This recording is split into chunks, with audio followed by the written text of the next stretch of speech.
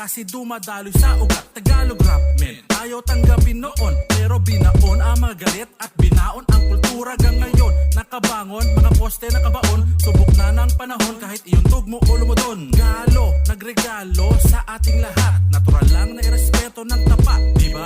Yo, bitaw ay ordinary, simpleng vocabulary, di kailangan magmagaling ang dating para sabihin sa'yo na isip parating sa bagong henerasyon. Sinong inyong inspirasyon? Dahil sa Here We Go Rap Olympics, kada inuman may freestyle session. Kaya ipasa ang Corvair, alabas na rhyme, base sa realidad ang taktika, hindi to basta rhyme. Idolo ng idolo mo, idolo niya ang idolo ko, kaya never mo maloloko, lolo ko, loko, loko.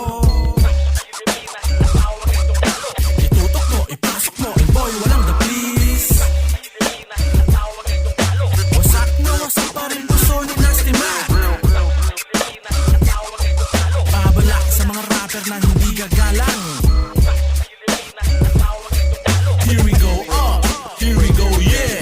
Ang rap sa Pilipinas, ang tawag ay dunggalo. Kung di mo maatimay, maaari kang humayo. Bawat lupang nadaanan ay maraming sumaludo, pagkat iginalang ang hinirang na sundalo.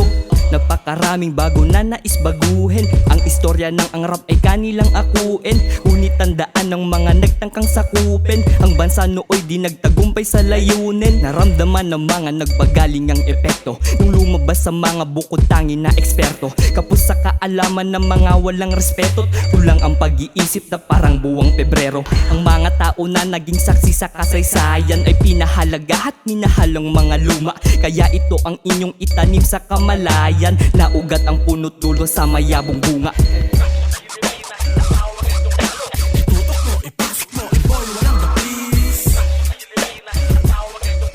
Wasak na wasak pa rin puso ni Nasty Man.